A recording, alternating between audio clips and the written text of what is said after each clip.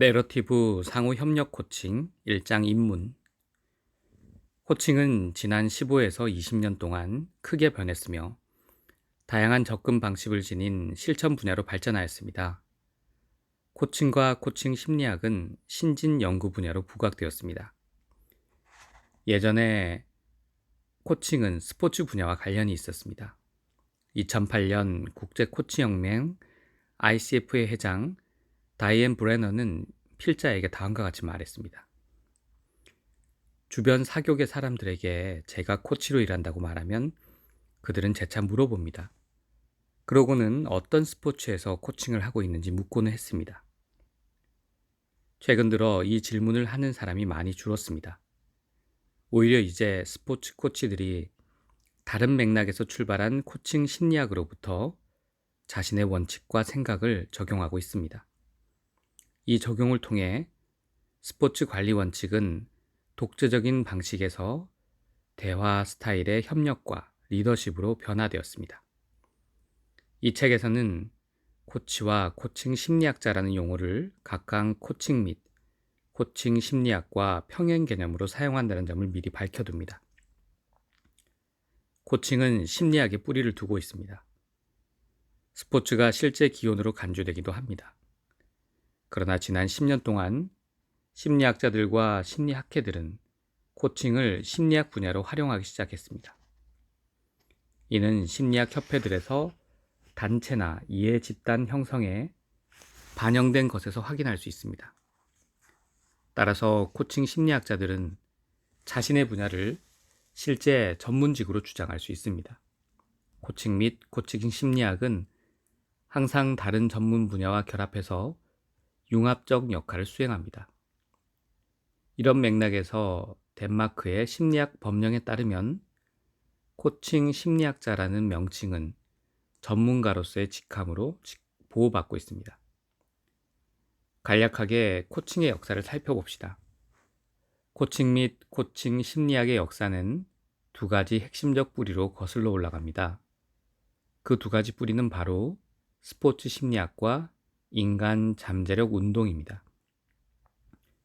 인간 잠재력 운동이 일어나고 약 10년 뒤인 1970년대, 미국과 유럽에서 스포츠 심리학과 경쟁적 사고방식, 동기부여, 최고의 성과와 같은 일반 스포츠 세계의 개념들이 관리자와 경영진의 관심 주체로 떠올랐습니다. 스포츠 심리학의 개입 전략과 도구는 직원 성장이나 관리를 위한 도구로 활용되면서 비즈니스 분야로 확장되었죠. 많은 스포츠 심리학자들은 스포츠에서 비즈니스로 옮겨갔습니다. 심지어 성공적인 엘리트 운동 선수조차도 예외는 아니었습니다. 스포츠 세계는 메타포는 물론 경영과 조직과 관련하여 흥미로운 이론과 실천을 제공하였습니다. 처음에 스포츠 심리학자들은 주로 과제 지향에 초점을 두었죠. 이들에게 동기부여와 성과 극대화가 변화 과정을 시작하는 열쇠였으며 이는 주로 엘리트 스포츠 심리학의 전형적인 접근 방식이었습니다. 인간 잠재력 운동은 코칭 및 코칭 심리학의 두 번째 원천입니다. 이 운동은 특히 유명한 호주 코칭 연구자 앤서니 그랜트 박사가 1960년대와 1970년대의 인본주의 및 실존주의 심리학에 기반을 두고 있습니다. 이 심리학은 개인 해방과 자기 실현을 목표합니다. 인간 잠재력 운동은 참 만남 집단, 인카운터 그룹, 자기 성장과 대안적 삶의 실험은 물론 다양한 치료 방법과 같은 다방면에 걸친 방향과 자기 성장 계획을 지니고 있었습니다. 그 결과 서구 사회에서 심리학과 개인 성장에 관심이 커졌고 삶의 많은 부분에 영향을 미쳤습니다. 그랜트에 따르면 인간 잠재력 운동은 코칭 및 코칭 심리학 발전에 강한 자극을 주었으며 코칭이 오늘날 좀 더 정교한 실천 형식 기반을 다질 수 있게 했습니다.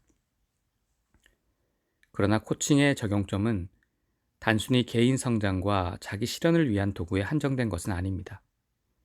오늘날 코칭은 다양한 맥락에서 활용되는데요. 교육, 의료, 사회 서비스, 경력, 조직 관리, 직원 성장과 개인적 도전이 이에 해당됩니다. 동시에 코칭은 광범위한 실천 영역으로 확산되는데요. 그렇다고 이 모든 것이 효과적인 이론에 기초한 근거 기반 코칭이라고 볼 수는 없습니다. 이는 몇 가지 중요한 질문을 제기합니다. 오늘날 코칭의 기능과 역할에 관한 주요 주제와 과제는 무엇인가요? 오늘날 사회의 여러 분야에서 코칭은 어떤 역할을 하고 있으며 지난 10년 동안 코칭의 확산을 어떻게 설명할 수 있나요? 이 책에서 제시하는 코칭에 대한 이해는 필자의 논증과 이론에 기반하고 있으며 이는 코칭에 대한 사회적 이해에 기초합니다. 코칭은 사회의 요구에 부합해 발전했으며 그 방식대로 확산되어 사회적으로 중요하게 자리 잡았습니다. 여기서 중요한 고려사항은 2장에서 제시될 것입니다. 대화 형식으로서 코칭은 다양한 사회적 변화 과정들과 연결되어 왔습니다. 답변보다는 질문에 초점에 맞춘 대화 형식으로 코칭을 본다면 특히 한 가지 현상을 주목해야 합니다. 바로 질문을 중시하는 현상인데요. 그것은 코칭 사용의 증가를 설명하는 데 도움이 됩니다. 오늘날 우리 사회에서 지식의 새로운 개념 또는 명확한 방향성 상실은 질문을 중시하는 코칭의 두드러진 역할 및 발전과 연결될 수 있습니다. 1.1 지식 독점의 붕괴. 우리 사회는 불확실성, 복잡성, 무질서의 수준이 증가하고 있습니다. 이런 특징들로 인해 우리는 사회에서 인터넷 등을 통해 정보에 쉽게 접근할 수 있는데도 관련 지식에 직접적으로 접근할 수 없습니다. 다시 말해 우리는 직면한 문제를 즉각적으로 해결할 수 있는 지식에 더 이상 접근할 수 없습니다. 우리 삶은 복잡다단하기 때문에 적용 가능한 지식이 있다면 그것은 주로 특정 상황과 관련되어 있는 것입니다. 따라서 우리의 지식은 매우 특정한 상황에만 관련이 있습니다. 가치, 규범, 태도 역시 특정한 집단, 상황, 생활 방식과 관련이 있을 수밖에 없습니다. 그래서 행동과 의사결정을 위한 명확한 방향을 제공하기가 어려워졌습니다. 이것은 교육과 일의 현장에서 분명하게 드러납니다. 이런 맥락에서 유용하고 상황에 맞는 적절한 행동 방향을 개발하는 것은 개인의 창조성과 적응성에 달려 있습니다. 또한 개인 파트너와 사회적 환경에서 만나는 사람들은 옳고 그른 것을 정의하는 데 도움을 줍니다. 특정 사회 맥락이나 직장에서 적용 가능한 지식은 그 맥락과 특정 사회적 실천과 직장 공동체에서 만들어집니다. 이 지식은 우리가 묻는 질문에 명확한 답변을 할 수 없습니다. 인식론적으로 말하자면 이 가정은 구성주의에 근거합니다. 구성주의는 지암 바티스타 비코, 임마누엘 칸트의 철학적 뿌리를 두고 있습니다. 구성주의 관점에서 우리는 실제를 인지할 수 있는 직접적인 접근을 할 수 없습니다. 대신에 사람들은 적극적으로 세계와 서로에 관한 지식을 함께 창조합니다. 구성주의 틀 안에서 우리는 결코 어떠한 진리에도 도달할 수 없습니다. 왜냐하면 실제를 직접적으로 인지할 수 없기 때문입니다. 구성주의 관점에서 볼 때 진리는 구성될 뿐입니다. 우리가 진리로 정의하는 것은 문화적으로 결정되며 진리에 대한 결정은 사회적 맥락에 달려 있습니다. 그러므로 우리는 사적 공간과 공적 공간에서 협상을 배워야 합니다. 우리는 협상을 통해 주어진 상황에서 늘 새롭게 탐구되고 개발해야 합니다. 그래야만 해결책을 찾을 수 있습니다. 예를 들어 교사, 부모, 동료, 리더들로부터 얻어서 바로 사용할 수 있는 해결책은 없을 뿐만 아니라 혹시 있다고 하더라도 매우 드뭅니다. 지식은 상황에 따라 역동적으로 변하기 때문입니다. 바로 이 점에서 코칭은 중요한 역할을 하는데요.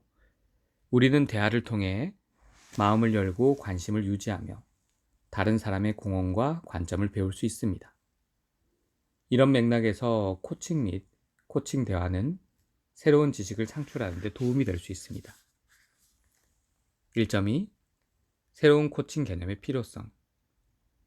지금까지 필자가 설명한 도전들은 코칭을 향한 요구사항들입니다. 코칭은 학습과 성장을 돕는 것이 되어야 합니다. 이런 맥락에서 새로운 코칭의 개념 필요성이 촉구되고 있습니다. 자기 교양으로서의 코칭. 방향 재설정과 지속적 성장에 대한 요구는 절실합니다. 이 요구는 점점 더 구체화되고 꾸준히 높아지고 있죠. 만일 당신이 성장하지 않는다면 성장의 길에서 제외될 수 있다라는 말이 정례화되었습니다. 오르우스 대학교의 오르우스 경영대학의 언어 및 비즈니스 커뮤니케이션 학과의 니콜라이 쿠레는 이러한 경향에 대한 타당한 비판을 제기합니다. 기업이 개인 성장에 대한 요구를 고집하는 것 자체가 문제입니다. 한편으로 기업은 성장이 개인적이고 자발적인 문제인 것처럼 가정하는 반면에 직원들은 스스로 개인 성장의 주체가 되어야만 합니다. 개인 성장은 회사와 직원 사이의 관계에서 새로운 통용 방식이며 이런 방식을 통해 회사가 직원의 몸뿐만 아니라 영혼까지 문자 그대로 장악하고 있습니다. 코펜하겐 경영대학의 경영철학 교수 올레 포그 키르케비는 경영 코칭과 관련하여 자신의 의구심을 자극적인 스타일로 표현했습니다. 코칭은 친밀한 기술입니다. 독일 함부르크의 상파울리 거리와 네덜란드 암스테르담의 담나크 거리에서는 매춘굴 벽에 작은 해치 커버를 열고 음부를 과시하는 매춘부의 가슴을 살펴볼 수 있습니다. 이처럼 코칭도 고객이 코치 앞에 있는 몇 가지 작은 해치를 열 수 있습니다. 이런 과정을 통해 관리자는 코치, 매춘부가 고객에 전념하고 있는 정도를 확인할 수 있죠. 그저 관리자는 이런 영혼의 만남이 제대로 이루어져서 해치에서 손을 떼기를 희망할 뿐입니다. 코칭은 친밀한 기술이지만 위협적입니다. 왜냐하면 고의 신부, 신문자, 집행자의 시선을 결합하기 때문입니다. 신문자는 자백을 요구하고 집행자는 외과 전문의와 같이 수술을 하며 고의 신부는 양심의 가책을 다룹니다. 이처럼 코치는 신문자, 집행자, 고의 신부의 위협적이고 친밀한 눈을 통해 적절한 균형을 이루어야 합니다. 이 세 가지 눈을 적절하게 이루면 코칭은 철저히 완전하게 새로운 상태로 도달하게 될 것입니다. 이런 분석과 인식은 특히 리더가 코치 역할을 할 때 매우 중요하게 받아들여야 합니다. 생산적인 대화 형식을 지향하는 코칭이 기존 리더의 방식대로 성장 포부와 교양을 촉진시키려고만 한다면 코칭의 가치가 축소되고 손상될 수 있습니다. 하지만 코칭은 자기주도 학습의 다양한 형태로 결합되고 연관될 수 있습니다. 이런 정의를 통해 개인 또는 그룹에서 활용되도록 제한해야 합니다. 여기에서 필자는 고객 스스로 시작할 수 있는 개인 교양 프로젝트로서의 코칭의 역할을 강조합니다. 자기 코칭은 주어진 현실 자체가 고객에게 드러나게 하며 이 현실에 고객 자신을 개방하게 합니다. 이것이 가능할 수 있는 것은 고객의 경험, 통찰, 이해 덕분입니다. 현실은 늘 새롭게 탐구해야 합니다. 왜냐하면 현실은 고객에게 의미가 있으며 발견되지 않고 경험되지 않은 특별한 가치를 담고 있기 때문입니다. 고객의 자기는 현실에 비추어 도전을 받습니다. 이 점은 추가적 탐구가 필요하지만 분명한 것은 코칭이 고객의 자기 교양의 일부가 된다는 점입니다. 자기 교양은 거의 모든 삶과 작업 상황을 포함하는 지속적인 자기 성장의 과정으로 정의될 수 있습니다. 자기 교양은 개인적, 사회적, 전문적 성장을 포함하며 자신의 실존적 의미 있는 성장 포부를 지향하는 과정입니다. 덴마크의 교육 철학자 슈미트에 따르면 교양 개념은 더 이상 문화적 특성에서 오는 것이 아니라 교양은 모든 사람들이 자신의 정체성, 개인적인 자기 표현과 특정 학습 및 성장 프로젝트로 작업해야 하는 고도로 개인주의화된 사회에서 개인이 자신의 정체성을 스스로 형성하는 자기 교양이 됩니다. 즉, 교양은 결국 자기 교양인 것이죠. 이런 자기 교양을 비판적 관점에서 보면 새로운 형태의 훈육이라고 할 수도 있습니다. 필자는 자기 교양이 자기 형성이라는 점에서 코칭의 핵심적 목적이라고 생각합니다. 옛 멘토들은 권위를 잃어가고 있습니다. 모든 삶의 상황에서 우리는 실제로 기본 방향과 지침을 놓치고 살아갑니다. 그 기본 방향과 지침을 어느 누구도 제공할 수 없기 때문입니다. 때때로 우리는 신양민 같은 느낌을 받고 점점 더 아무도 감히 조언을 해줄 수 없는 문제가 생길 때마다 적절한 해결책을 찾도록 강요받습니다. 이런 상황에서 코칭은 우리 모두가 스스로 찾아야 할 잠재적인 해답을 반영하고 발견하는 데 도움을 줍니다. 따라서 코칭은 작용 주체를 활성화하고 자기 교양 과정을 가능하게 합니다. 코치는 고객의 자기 교양을 지원하기 위해 특정 요구사항을 충족시켜야 합니다. 코치는 고객의 삶의 상황을 이해하고 공감해야 하며 특정 코칭 세션에서 다루어지는 상황에 대한 다양한 관점과 이해를 고객은 물론 코치 자신도 완전히 이해할 수 있도록 해야 합니다. 비록 한 개인이 일상생활이나 직장생활을 경험할지라도 그것은 개인이 직면하는 관계와 맥락에 따라 만들어지는 높은 수준의 경험입니다. 따라서 자기 교양은 새로운 방식으로 자기 자신을 표현할 수 있는 개인 능력에 의존합니다. 이 방식은 특정 사회관계 및 선택한 삶과 직장 맥락에 관련되어 있습니다. 성공적인 코칭 과정은 그 사람이 애초에 확고하여 도전적이거나 어렵다고 본 상황에 대한 새로운 이야기의 근거를 만들어냅니다. 또한 코칭 대화는 이런 상황에서 새로운 실천과 행동 대안을 개발하도록 도울 수 있습니다.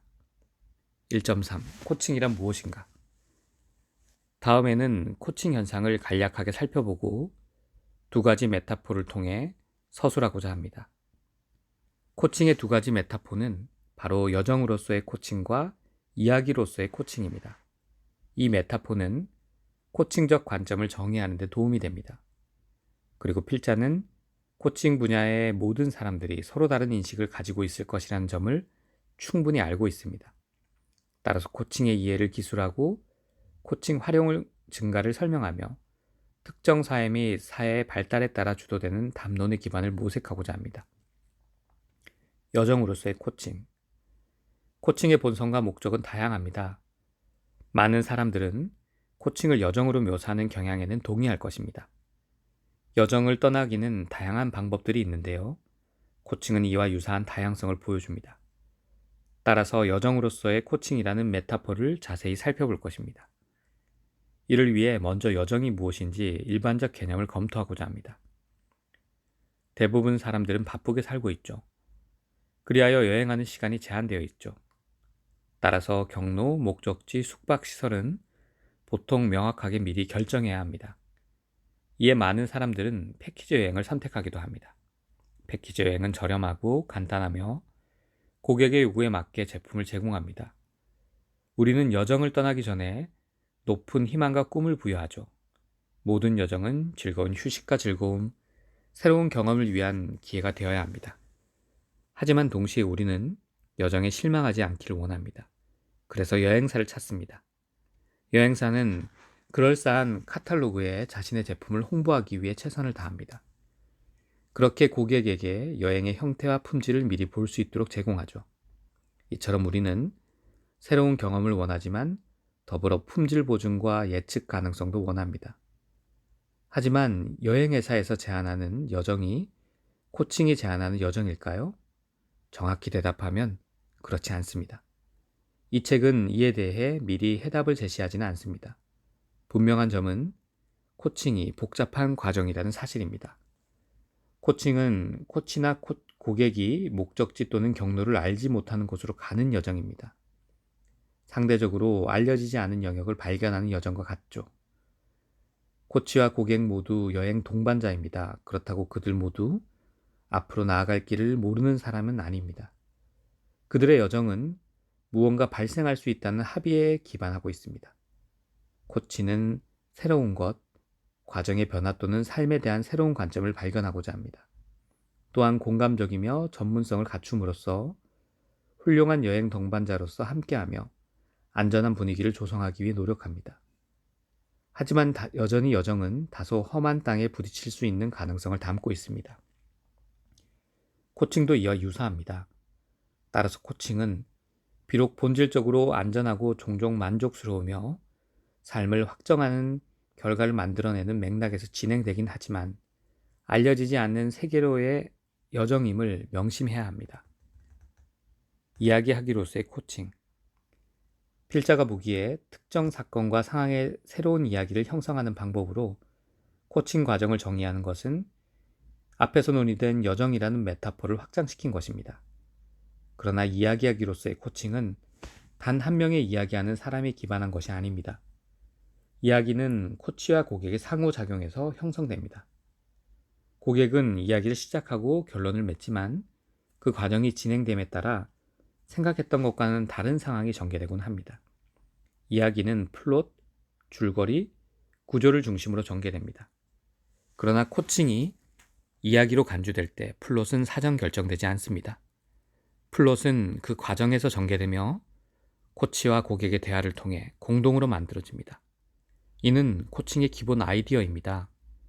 이처럼 코칭은 플롯과 줄거리를 변경하고 특정 사건에 대한 새롭고 좀 더 인상적인 이야기를 만들며 사건을 함께 연결하는 것입니다. 고객이 코칭을 찾는 일반적인 이유는 자신의 삶, 특정 사건 및 자기 자신의 새로운 관점을 찾기 위한 욕구 때문이죠. 하지만 이런 이유는 코칭 과정에서 바뀝니다. 코치와 고객 둘 다 바뀝니다. 이런 변화 과정에서 새로운 의미가 드러나죠. 왜냐하면 코치는 새로운 관계자, 새로운 관점, 여정에 참여하는 새로운 사건으로 초대하는 데 도움이 되는 질문을 하기 때문입니다. 코치와 고객은 많은 사람들이 중요하게 여기는 이슈, 상황, 현상에서 새로운 이해를 발전시킬 수 있습니다. 이야기하기로서 코칭이라는 개념은 코치와 고객의 관계에서 새로운 이해를 제시합니다. 필자가 이전에 언급했듯이 전통적으로 코치와 고객의 관계는 비대칭적으로 기술되었습니다. 하지만 이 책에서는 새로운 방식으로 코치와 고객의 관계를 살펴볼 것이라는 목표를 두고 있습니다.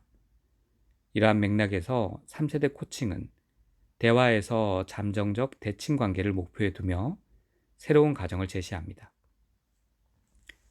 변화하는 코칭의 정의. 코칭은 다양한 정의들이 있습니다. 모든 정의는 코치와 고객의 대화에서 추구하는 고유한 기본 방향과 의도를 반영하고 있습니다.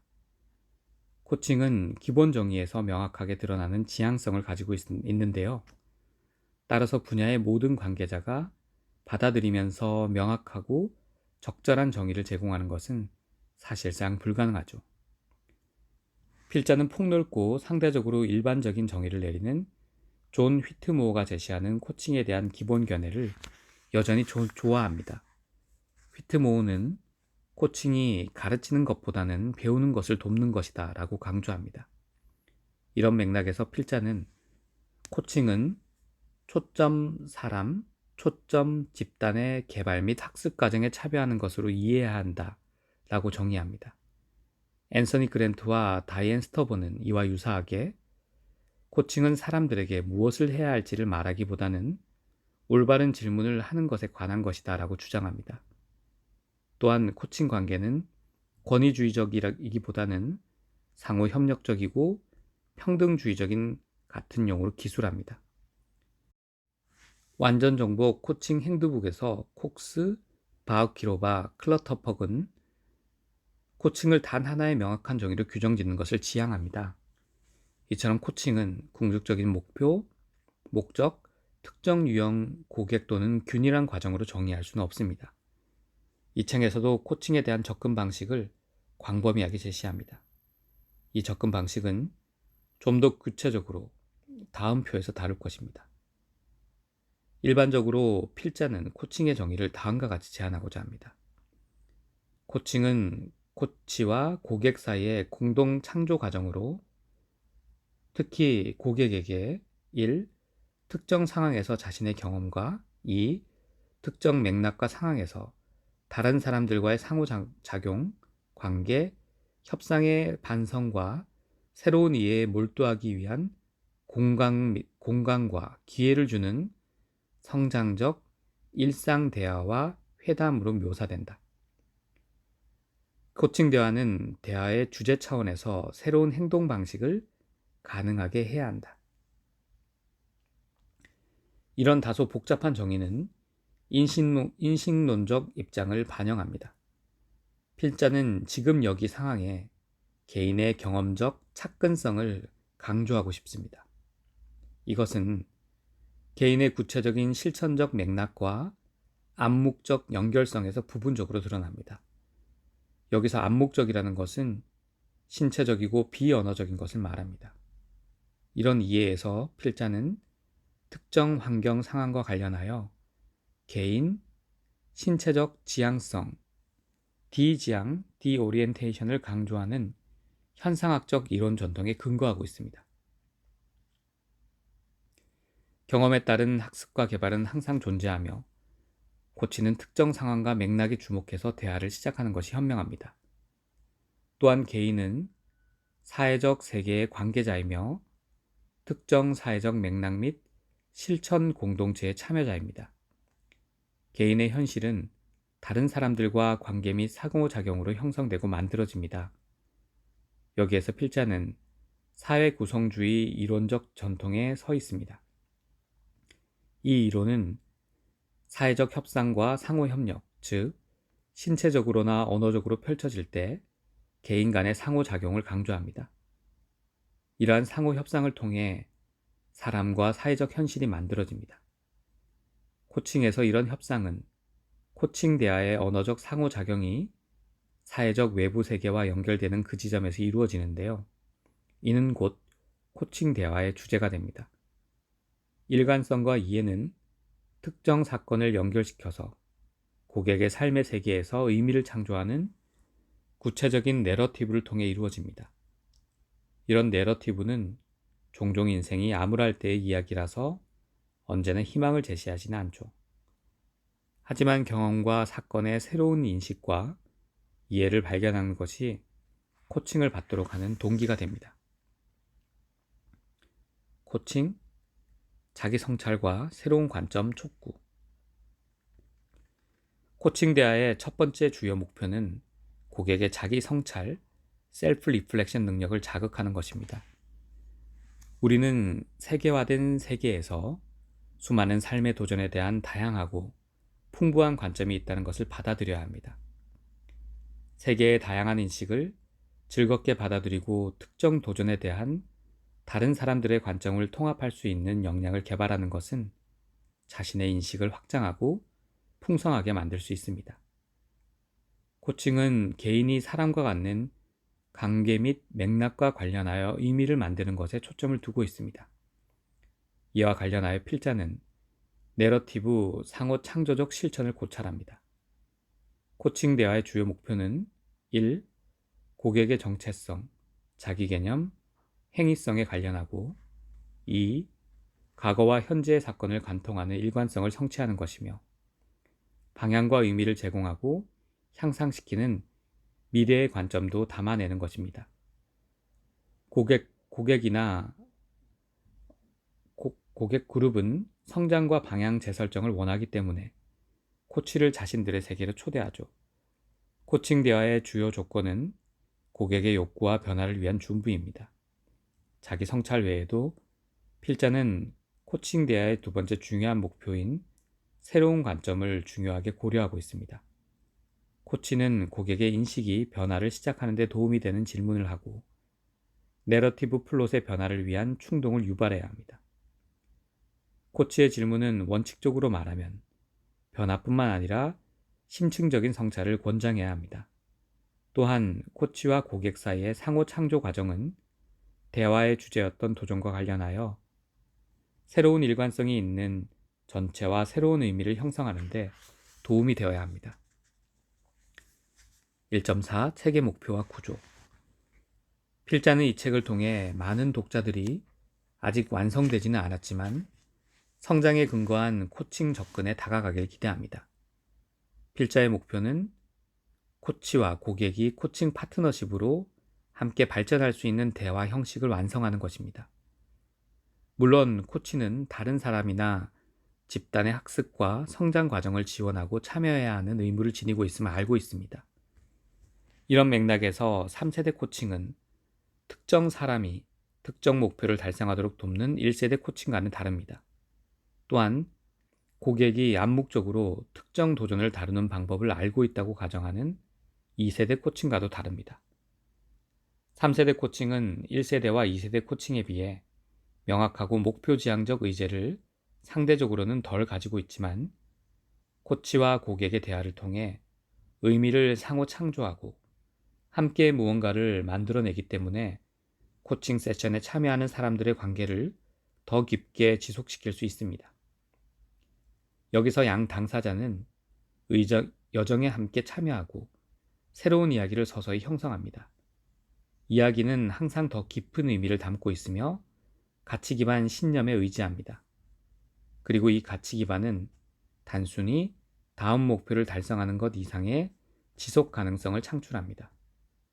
3세대 코칭의 접근은 끝없는 전문성 개발 과정에서 탐색하고 점검하는 과정입니다. 때때로 적절한 시기에 1세대 코칭과 2세대 코칭의 요소가 포함될 것입니다. 그러나 코치 탐색의 목표는 고객이 자기 자신, 기본 경험, 특별한 사건뿐만 아니라 고객이 들어서서 더 잘 이해하거나 발전하기를 희망하는 관계를 이해하는 데 도움이 될 수 있는 깊이를 찾는 것입니다. 이 책의 목표는 책의 구조와 간략한 개요를 통해 다음과 같이 정리할 수 있습니다.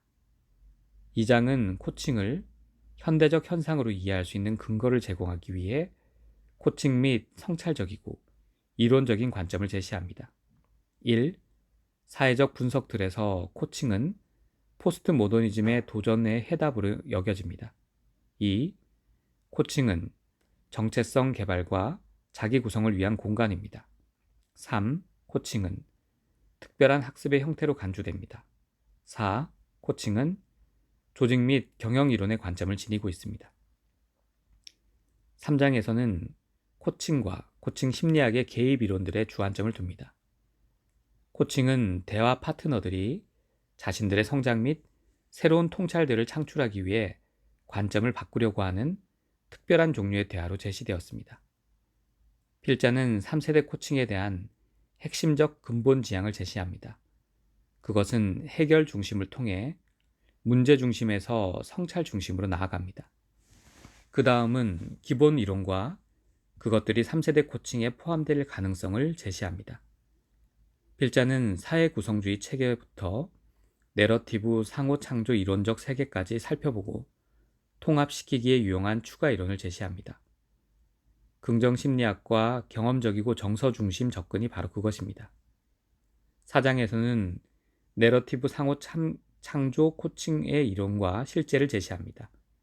이 장에서 필자의 지향점은 이론적 성찰의 중심에 의미의 개념을 두고 대화 과정에 실제적 결과를 둠으로써 현상학과 사회 구성주의를 연결하는 것입니다.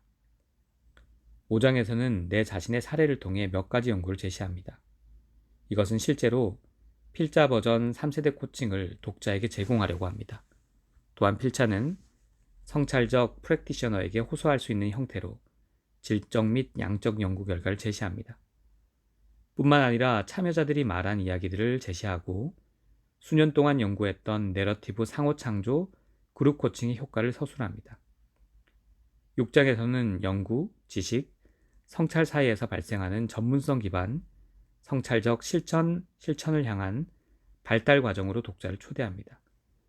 필자는 근거 개념에 대해 비판적 성찰을 하며 독자의 지식, 실천, 전문적 성장을 위한 길을 제시합니다. 7장에서는 코칭 전문가가 자신의 코칭 사례를 성찰하는 방식을 설명하고 분석하는 사례 연구를 제시합니다. 마지막 8장에서는 3세대 코칭의 추가적인 관점들을 제시하고자 합니다. 이 책의 이론과 실천을 통해 코칭과 코칭 심리학의 발전에 기여할 수 있기를 바랍니다. 분명히 모든 독자가 필자의 견해를 동의하지는 않겠지만 모든 사람들이 코칭을 자기 삶에 기반한 이해를 통해 지속적으로 영감을 얻기를 바랍니다. 이 책이 성찰적 프랙티셔너가 되는 포부를 지닌 모든 독자들에게 도움이 되기를 소망합니다.